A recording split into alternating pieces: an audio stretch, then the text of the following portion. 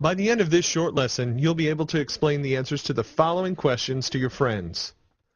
Why are acid reflux medications one of the fastest growing groups of medications in the U.S.? Why is it that Americans have the highest calcium consumption in the world, yet poor bone health?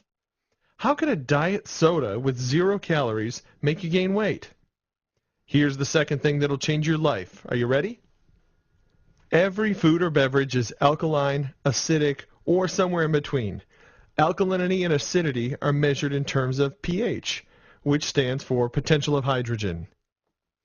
This is a pH scale. It ranges from 0, the most acidic, to 14, the most alkaline. For example, let's consider the following pH values. Your stomach acid is 1, diet soda is 2.5, coffee 3, water 7, your blood ranges from 7.35 to 7.45, seawater is 8.5, and baking soda is 12. Ideally, human blood should be slightly alkaline, between 7.35 and 7.45 on the pH scale. Your body won't allow your pH to become imbalanced. If it did, you would die. Your body has built-in mechanisms such as respiration, perspiration, urination, and mineral depletion, which keep it in balance. The trouble begins when your body has to work overtime to maintain balance. An imbalance is primarily due to the overconsumption of acid-forming foods and beverages, as well as unhealthy stress. We consume considerably more acid-forming than alkaline-forming foods and beverages. We consume too much coffee, caffeine, soda pop, beer, alcohol, processed foods, fried food, high fructose corn syrup, sugar, artificial sweeteners, and animal proteins, just to name a few. In addition to our unhealthy food and beverage choices, we live in a world that keeps speeding up, potentially leading to high levels of unhealthy stress, which also increases acidity. Foods and beverages run the gamut of the pH scale. There are a few general rules. Animal products are for the most part acidic. Let's look at ice cream, cheese, yogurt, beef, lobster, chicken, pork, shellfish, venison, and fish. Vegetables and fruits are primarily alkaline. Let's look at snow peas, spinach, tomatoes, lettuce, squash, potatoes, cabbage, broccoli, asparagus, and sweet potatoes. And fruits, let's look at oranges, bananas, grapes, cherries, grapefruit, mangoes, raspberries, watermelons, lemons, and limes. I know you're thinking we got this wrong. Lemons and limes are acidic, right? Well, the classification of whether a food or beverage is acidic or alkaline is based on the effect it has on the body after digestion. For example, lemons are extremely acidic in their undigested form. However, their end product after digestion is more alkaline, making lemons alkaline-forming in the body. A simple way to increase the alkalinity of a glass of water is to add a slice of lemon or lime. Let's see where popular drinks fall on the pH scale. We have soda, beer, coffee, alcohol, and tea. And how about water? Well, let's look at distilled water, bottled water, spring water, and mineral water. Another general rule is the more processed the food, the more acidic it will be. However, just because a food or beverage is acidic doesn't mean it's unhealthy. Blueberries and walnuts are both acid-forming foods, but they have tremendous health benefits. It's more important to pay attention to the overall trend. Remember when we said Americans eat a diet rich in acidic foods? Let's examine some typical American meals. How about a burger, French fries, and a soda? Or a steak, baked potato, and glass of wine? Or what about fried chicken, baked beans, corn, and a beer?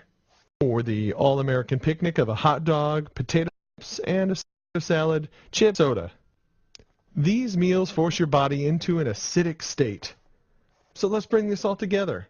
What happens when your diet is too acidic? As previously mentioned, your body is constantly putting mechanisms in place to maintain a balanced pH. When your body has to work overtime to maintain balance, the trouble begins. As the blood becomes too acidic, less than 7.3 or so, mechanisms kick in to bring the blood pH back to about 7.4. The breathing rate increases to remove carbonic acid by exhaling carbon dioxide. The kidneys increase the acidity of the urine. Minerals begin to be leached out of the body, and the blood pH is quickly back to normal. Here's the kicker. To compensate for an acid-forming diet and high levels of stress, the body uses alkaline-forming minerals such as calcium, magnesium, iodine, potassium, and sodium. Well, that's good, right? What's the problem? The problem is that by eating diets rich in acidic foods, Americans are forcing their bodies to use these precious minerals to achieve balance. Let's take a look at some health problems related to an acid-forming diet and high levels of stress. One of the fastest growing categories of medications in the U.S. are medications that relieve acid reflux. These medications relieve the discomfort, but are they truly fixing the problem? Ask yourself, why do I have acid reflux in the first place? Acid reflux medications are simply introducing alkaline-forming compounds in your body to counteract an acid-forming diet. This program has helped many people completely do away with acid reflux medications simply by improving the quality of foods and beverages they consume. The U.S. has one of the highest calcium intakes in the world, but still has poor bone health when compared to other countries. Why? If we're consuming enough calcium to keep our bones healthy, what's the problem? An acid-forming diet forces your body to leach alkaline-forming minerals, such as calcium, to neutralize the pH of your blood. One of the major culprits is the overconsumption of acidic beverages, such as soda, coffee, energy drinks, and alcohol. And what is the #1 source of calories in America? Soda pop. The average American drinks over 46 gallons per year. Many people might say, "It's okay, I drink diet soda." We've heard of people having maybe 3 or 4 or even up to 10 diet sodas a day. Why not? There's 0 calories, right? What if the very thing that you thought helps keep weight off actually put weight on? How? Diet sodas, as well as regular sodas, contain phosphoric acid. Phosphoric acid is right next to battery acid on the pH scale. Constantly flooding the body with an acidic beverage, as we now know, results in the leaching of many minerals. We discussed the leaching of calcium, but now let's focus on iodine. Iodine helps support the health of the thyroid gland. Without iodine, the thyroid cannot work properly. One of the main functions of the thyroid is to regulate the body's metabolism. If you have an underproducing thyroid, your metabolism can become sluggish and weight gain can follow. And that's how a drink with 0 calories can cause you to gain weight. So tell me, how do I balance my body's pH? It's simple. 2 things, R&R and proper diet. First, rest and recovery. Take time for yourself. Get more sleep. Take regular vacations. And try to get a little downtime each day. Secondly, diet. Consume foods and beverages that have high alkaline levels. Now, there's no need to memorize these foods we presented. In the attachments tab in the upper right, you'll find the food target, which takes the guesswork out of the equation. The food target ranks foods from poor in the outer circle to best in the inner circle. One of the main considerations in developing the food target was the effect the food has on your pH. If you're curious, you can monitor your pH on a regular basis by the use of litmus strips.